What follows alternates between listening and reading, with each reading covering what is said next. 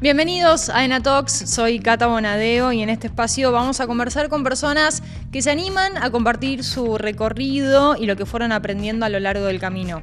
Porque no solo importan los logros y los resultados, sino los procesos y las historias reales de vida que nos inspiran a cumplir nuestros objetivos.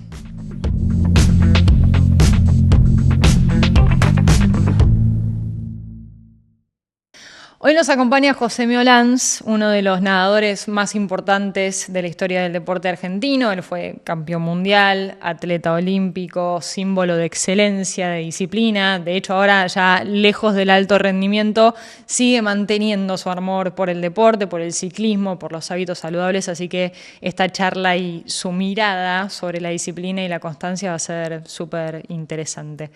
Gracias por venir. José, ¿cómo estás? ¿Qué tal, Cata? Tanto tiempo que no nos Bien, cruzamos. Sí, mucho tiempo. Sí. Bueno, vamos a arrancar por el principio, como para ir llevándote un poco a lo largo de tu historia. ¿Cómo entró la natación a tu vida?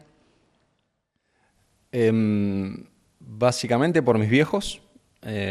Ellos, junto con mi hermana, éramos muy chicos. Hablo de 4 o 5 años.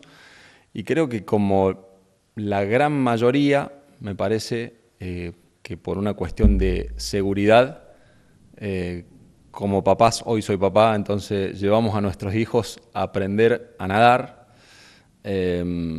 Ahí comenzó la historia, sin saber qué podía deparar después, pero siempre con ese objetivo de aprender a nadar por seguridad. Mis viejos tenían una casa que estaba en Carlos Paz al frente de un río. A su vez, mis abuelos tenían una casa que tenía pileta, entonces ya es como que había espejos de agua cercanos y entendían de que era la forma de tener ciertos cuidados en esas edades que teníamos junto con mi hermana y decidieron llevarnos a aprender. Me interesa mucho saber cómo pasaste de aprender a nadar por seguridad a ser un atleta olímpico.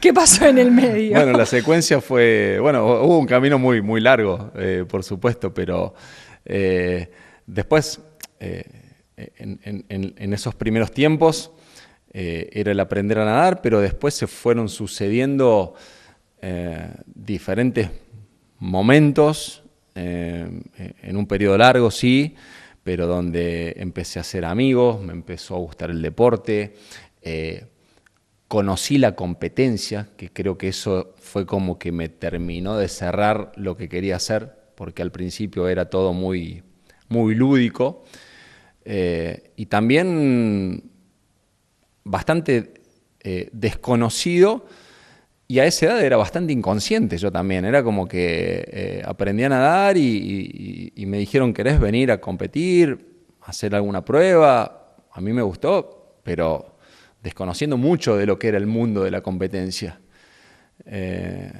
Y tengo una experiencia muy grabada de ese momento, de la primera competencia que hice, que eran 25 metros, tenía 6 años. Y eran 25 metros estilo crawl. Y estilo crawl estilo libre en realidad. Estilo crawl es el más rápido de todos. Y llegó el momento de la salida, el árbitro dijo sus marcas, sonó el silbato, yo comencé a nadar y comencé a nadar pecho en vez de nadar crawl. O sea, del más rápido al más lento. Entonces hice unos 10-12 metros nadando pecho y dije, algo estoy haciendo mal acá. Y cambié a crawl, empecé a nadar crawl y toqué la pared. Éramos 6 los nadadores, no me acuerdo bien el resultado. Primero no fue seguro, pero sí me quedó muy grabado que cuando salí del agua mi vieja me agarró con una toalla y me dijo, Josito, hasta los Juegos Olímpicos no paramos. Imagínate lo que era, yo tenía 7, no sabía ni lo que era un Juego Olímpico. Ella lo sabía, pero tampoco tenía demasiada idea. Imagínate lo que era, de ahí a llegar a un Juego Olímpico era como lejísimo, es lo que vos decís y hacer referencia. Y siempre cuento esto porque digo, lejos de ser una presión, porque en ningún momento mis viejos me trasladaron a mí, ni me impusieron, ni me obligaron, ni me pidieron nada a cambio, hoy viéndolo con el tiempo, digo, en algún lugar de mí eso quedó grabado como algo. Con el correr de de los años como que se fue transformando en un deseo. El deseo que tiene cualquier deportista, que muchos no llegan, que algunos tienen la posibilidad de que sí, pero siempre estuvo presente y como bastante latente esto de decir, che, algún día me gustaría poder estar en un Juego Olímpico. Entendiendo también de que ese camino era muy largo, ¿no? Pero ahí comenzó un poco la historia de esta que decías vos, de llegar a un Juego Olímpico. ¿Y dónde estuvo el punto de quiebre en esta carrera que empezó? O sea, ¿dónde te diste cuenta vos si fue un torneo puntual, una clasificación, un entrenamiento donde dijiste, ojo, esto va en serio? Sí, no sé si decir que hubo, no sé si competencia, sí creo que hubo como una especie de transformación dentro de lo que fue mi adolescencia a los 15, 16 años. Ese me parece que en ese lapso fue como que me empecé a dar cuenta de un poco de las condiciones que tenía, algunos resultados que se iban presentando, y dije, bueno, hay posibilidades, faltaba todavía, pero yo ya venía como entendiendo de que podía llegar a alguna oportunidad. Después se dio a una edad temprana, porque yo llegué a mis primeros juegos con 17 años.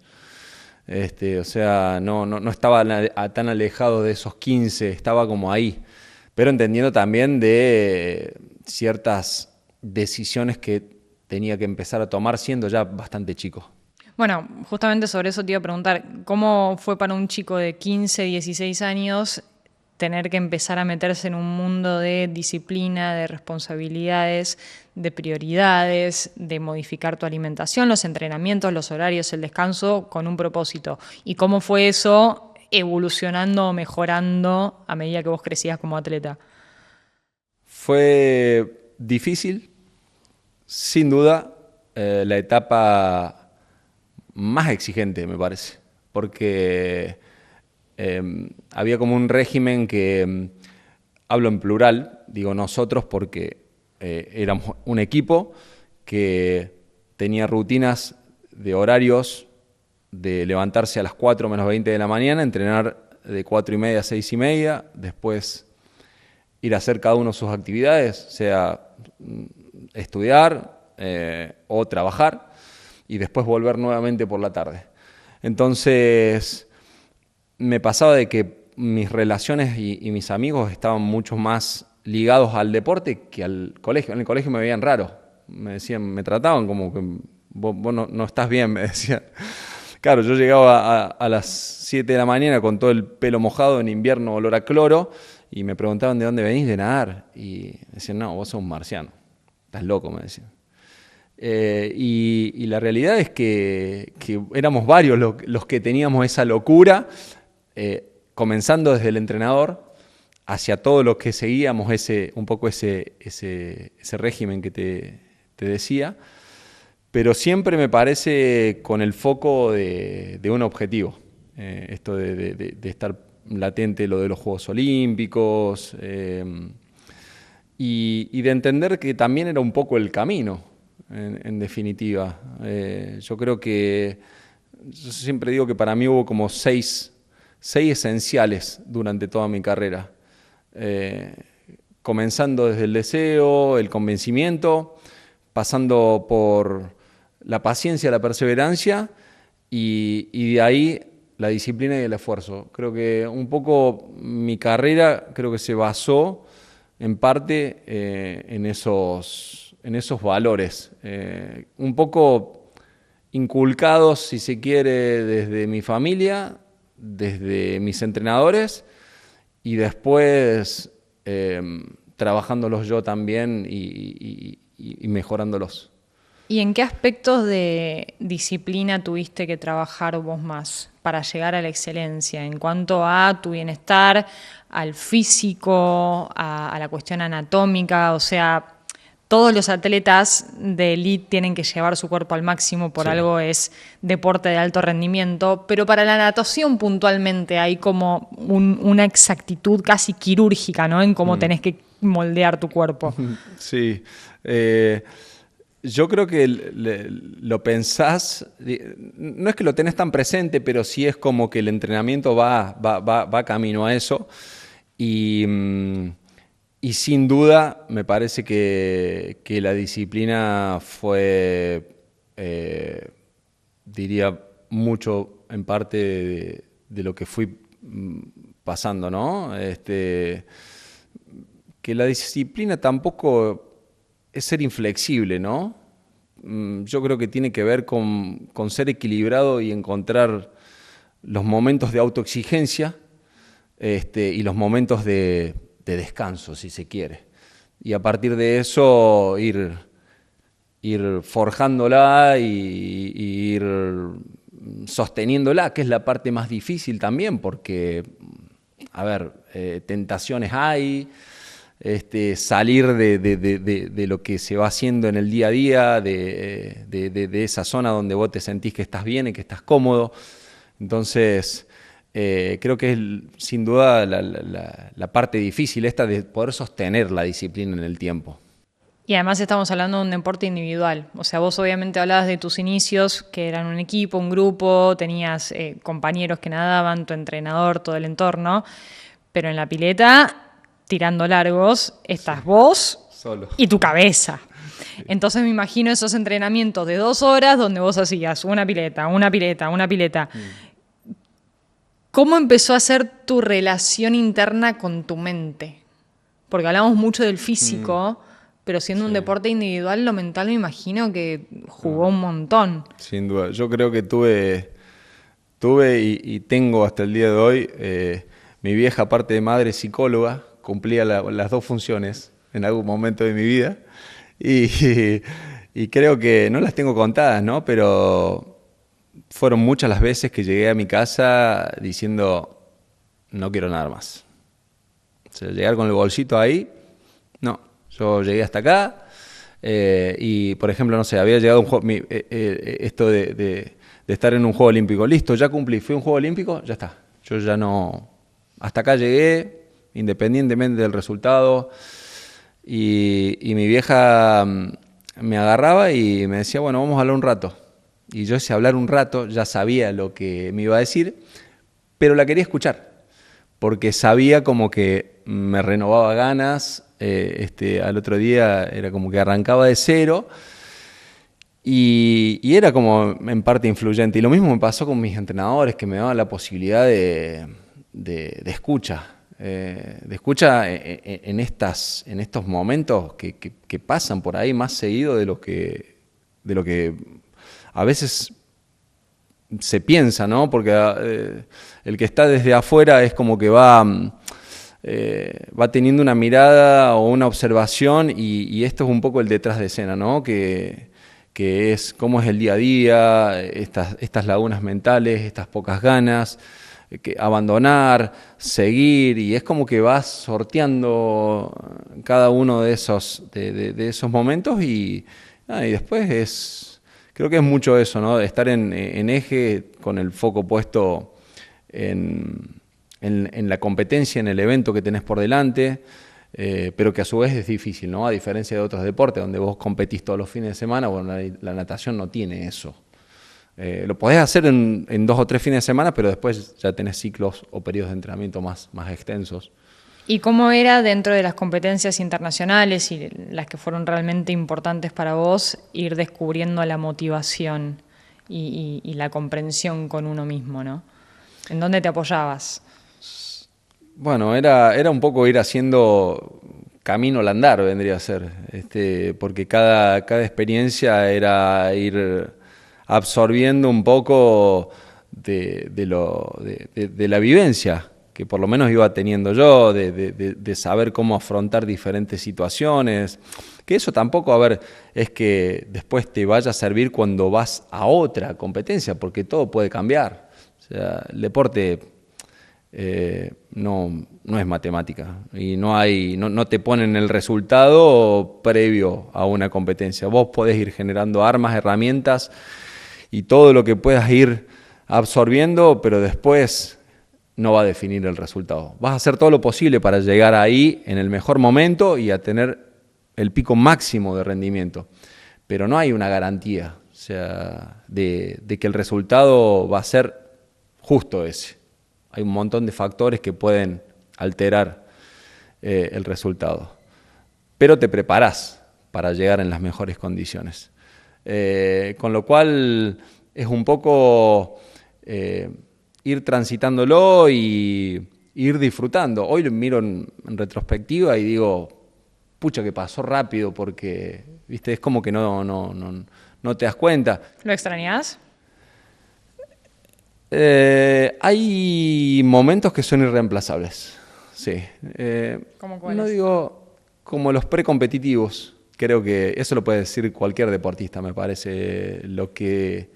La adrenalina que se tiene previo al momento de competir es algo único. Y ese momento creo que no lo generás en otro ámbito. Y eso sí un poco se extraña. Después el resto, no. La verdad que la rutina del día a día, eso no, creo que fue como una etapa de mi vida donde lo pude hacer. No me reprocho nada, no es que me lamento haberme levantado a las 4 de la mañana y haberme perdido de hacer actividades o cosas, pero tuve muy, muy asumida la decisión en el momento que decidí retirarme, de decir, bueno, la etapa se termina acá, mi etapa como deportista de alto rendimiento se cierra acá y estuve muy seguro de eso. Con lo cual hay cosas por eso que no extraño y que también supe ocupar los tiempos que me quedaron libres, que el deporte, digamos, me quitaba en ese momento, la cantidad de horas en el día a día. Bueno, supe cómo ir reemplazándolos. Bueno, me interesa saber, en el momento en que decidiste retirarte y como pasar a otra etapa de tu vida, ¿qué se te cruzó por la cabeza en cuanto a los resultados y al proceso?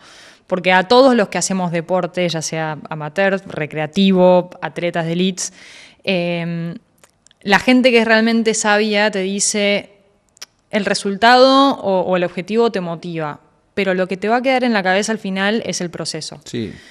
¿A vos te pasó eso? Sí, absolutamente. Sí, yo creo que sí, creo que es el mayor premio y es el de más valor.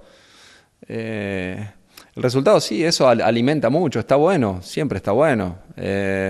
Yo siento que pude tener una carrera relativamente regular me refiero con altibajos, como creo que la mayoría de los atletas que tienen. Y si tengo que hablar de un pendiente, digo, y sí, me hubiese gustado nadar una final de un Juego Olímpico. Quedé a 11 centésimas, lo más cerca, alcanzando una semifinal, pero tampoco es algo que hoy día, che, no me puedo dormir a la noche porque me quedó esa espina de no haber... Nada, creo que también el deporte me fue muy... creo que muy bueno para conmigo. O sea, yo agradezco las oportunidades y todo lo que se me dio alrededor de lo que pude hacer durante mi carrera deportiva. Entonces, en ese plano el saldo ha sido mucho más positivo que lo negativo. No puedo cuestionar algo que el deporte me haya dado para mal. Y fuera del alto rendimiento, cuando decidiste retirarte, ¿qué hábitos saludables o de bienestar pudiste mantener? La puntualidad mucho. la puntualidad mucho. ¿Te seguís despertando a las 4 de la mañana? No. Los horarios por ejemplo, no sé, hoy tengo una reunión con alguien y yo llego 5 minutos antes. O sea, es como que soy muy, muy respetuoso de eso. Pero porque también tenía un entrenador que si llegaba 30 segundos tarde a las 4:30 de la mañana no nos dejaba entrar. Y no había tu tía, digamos, ¿y qué hago? Y no sé, te decía, andate a dormir al vestuario, pero acá no entrás. Y ya te habías levantado, ya habías desayunado, mi viejo ya me había llevado. Y digo, che, pero quiero entrenar. No, el entrenamiento arrancaba a esta hora y llegaste 30 segundos tarde. bueno, un poco metodologías de hace un tiempo atrás que hoy cambiaron, son distintas. No sé si eran buenas o malas, pero son diferentes hoy. Entonces, sobre todo eso. Me cuesta también mucho salir de la estructura. O sea, es como que fui tomando tanto del deporte que me fue como armando, no digo algo planificado, pero sí de mantener cierto orden en mi vida que hoy lo sigo llevando a cabo. Y en cuanto, no quiero recaer en lo físico, sino como en esto, en los hábitos de bienestar con la alimentación. Vos seguís haciendo deporte, te gusta, lo disfrutás, se nota. De hecho, hace poco salió un testimonio de Usain Bolt, uno de los, o el mejor velocista de la historia del mundo del atletismo, que dice que él sigue haciendo algunos deportes, pero se agita subiendo las escaleras. Coincido. ¿Sí? Sí. Bueno, sí. pero digo, se nota, y por conocerte, Sí. sé que pudiste mantener un poco ese tipo de Sí. disciplina también. Es muy difícil y es un proceso también aceptar los años, que obviamente con el tiempo te empezás a dar cuenta, en realidad, de que la recuperación no es la misma, de que la cabeza por ahí quiere, pero el cuerpo no responde. Y eso como que sí, en estos años me he dado cuenta como que lo siento y estoy como en ese proceso también de aceptarlo, que es la parte más difícil. Pero hay que entender y hay que saber escuchar también un poco al cuerpo en eso. Yo creo que eso es como muy sabio el cuerpo cuando te va dando ciertos alertas, anuncios, ¿viste? Como diciendo, che, bueno, hasta acá, de esta manera, no, fíjate. Pero la verdad que es como que hoy me toca estar arriba de una bici, por ejemplo, y a veces pienso en bajar esa autoexigencia que siempre he tenido durante toda mi vida, y a veces me cuesta. Sí. ¿Y por qué te subís una bici? ¿Por qué seguís haciendo deporte? ¿Qué es lo que te genera? Porque soy inquieto, porque me gusta moverme y porque creo que mientras el cuerpo me dé lo voy a seguir haciendo. No sé si elijo, yo vengo de un deporte como que era muy noble en cuanto a las lesiones. No hay mucho impacto. No hay mucho No impacto. hay, Sí. básicamente. La bici en eso es como que por la posición arriba y todo no es lo mejor, y más la bici de montaña, y donde también empiezan a aparecer ciertas dolencias. Y es como que voy ahí tratando de ir surfeando la ola, ¿viste? Y decir, bueno, ¿qué hago como para buscar paliativos para que esas dolencias no sentirlas tantas? Bueno, el deporte de alto rendimiento definitivamente no está cerca de la salud. Llevas al cuerpo, al organismo, a límites máximos durante muchos años. Y algunos por ahí tienen más secuelas, otros menos, también dependiendo del deporte, pero que en definitiva no está cerca de lo que es la salud. Y después todo lo que hace también a que uno se pueda sentir mejor en el día a día, porque el buen descanso y la alimentación no es ningún secreto, que también ayuda a estar mejor. Arrancamos esta charla diciendo que sos un referente del deporte. No es para hacerte sonrojar, pero es así. Me interesa saber qué consejos les darías a los atletas actuales, a los nadadores actuales, que de hecho hay un montón que están surgiendo. Se me viene a la cabeza O'Hain, Ulises Arabia, chicos porque son muy chiquitos, pero que estuvieron en tu lugar, están en tu lugar, en el que vos estuviste. ¿Qué les dirías? ¿Qué les aconsejarías? Por supuesto que no hay ninguna fórmula secreta para poder ser consistente y ir en superación constante, que es un poco lo que busca, en este caso, la natación, ¿no? Tener un deporte por tiempo, es como que vas en esa búsqueda permanente de evolución. Sí está claro que hay un determinado momento en que eso se hace más complejo cada vez. O sea, y esto podemos nombrar a Michael Phelps, que fue el mejor de la historia, donde seguramente de todas las veces que se tiró al agua fue mucho más las que nadó por arriba de su tiempo que las que nadó por abajo. Entonces hay que también entender de que el deporte pasa por eso, de cómo ir manejando los momentos y sabiendo de que te vas a tirar al agua, pero que no vas a hacer tu mejor marca. Por ahí ganas una medalla, o por ahí no, pero el tiempo no va a ser siempre el mejor y siempre el mejor y siempre el mejor. Eso no existe. Entonces eso muchas veces te lleva a saber cómo tolerar frustraciones que a lo mejor no las esperás. Yo creo que esa es la parte más compleja, si se quiere, que tiene el deporte. Cómo bancar situaciones esperadas, preparadas, con aspiraciones, con expectativas, y después que te vaya mal. A ellos todavía les queda un recorrido muy, muy largo, pero donde también creo que va a ser parte de ese aprendizaje que van a ir haciendo. O sea, son todavía chicos jóvenes que han logrado resultados súper importantes. ¿Que todavía les queda por hacer algo mejor? Yo creo que sí, y que van a tener Juegos Olímpicos por delante, pero sin duda que esto de estar bien plantado y centrado y ubicado en el lugar, bueno, va a ser también de que puedan continuar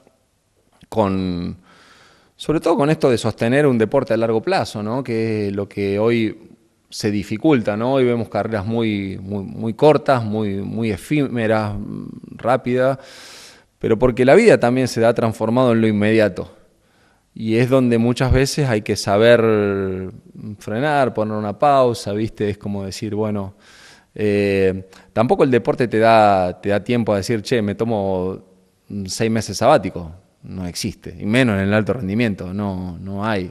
¿Puede haber alguna excepción? Sí, puede haber algún tocado con la barrita que diga, che, sí, me tomo 6 meses, vuelvo y... no sería mi caso y creo que el de la mayoría no. Pero creo que es sobre todo eso, ¿no? Ir disfrutando cada momento en la medida que se pueda y entender de que el mal resultado puede estar presente, pero sí tener claro esta ambición de querer ir cada vez por un poquito más. Bueno, por lo que decís, el deporte termina siendo una escuela y una facultad de resiliencia, ¿no? Además de vida, de resiliencia, de poder enfrentarte a este tipo de adversidades que como atleta vas a tener. Sí, sin duda. Yo creo que son pruebas que te vas poniendo. Como experiencia personal, a mí, por ejemplo, Atenas 2004 fue para mí como una catástrofe.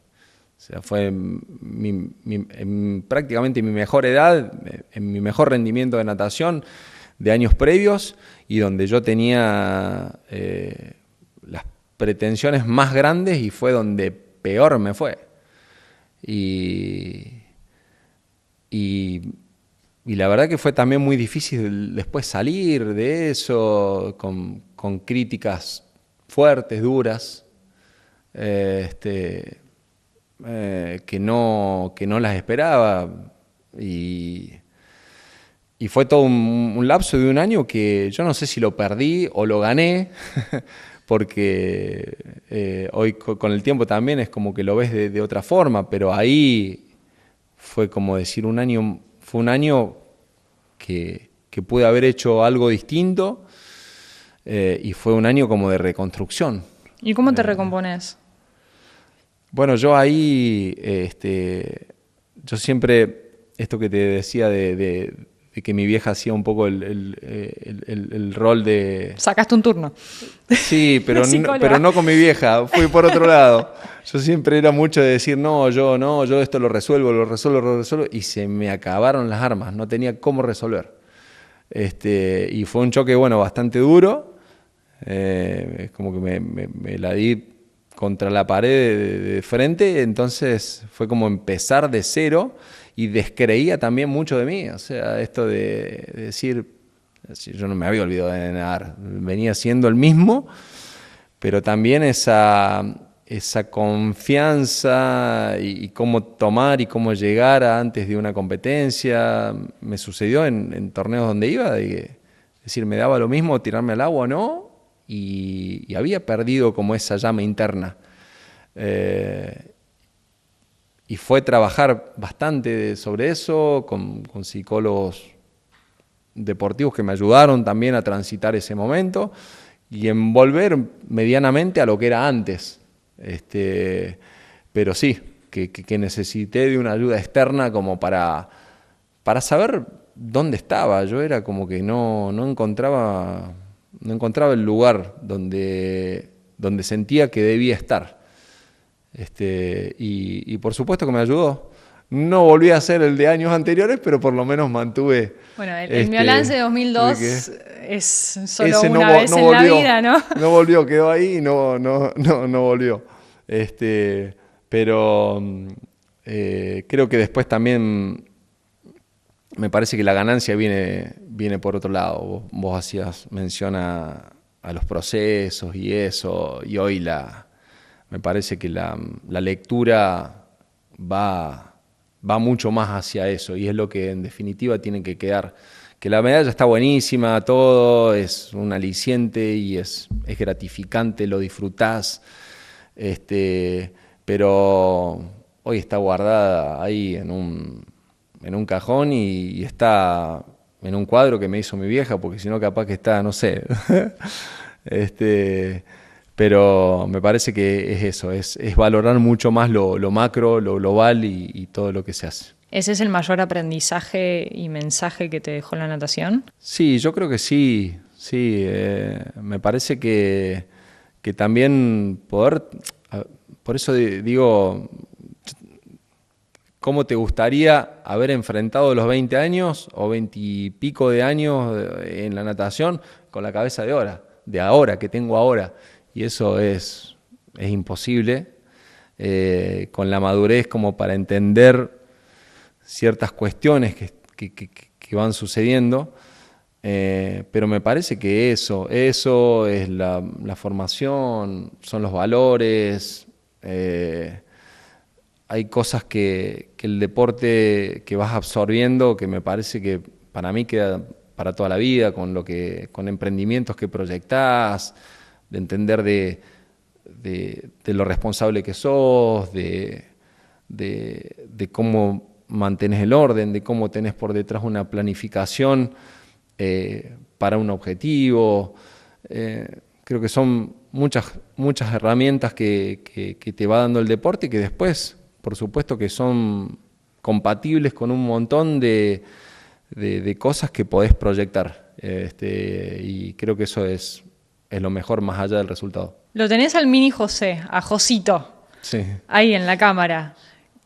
¿Qué te sale decirle?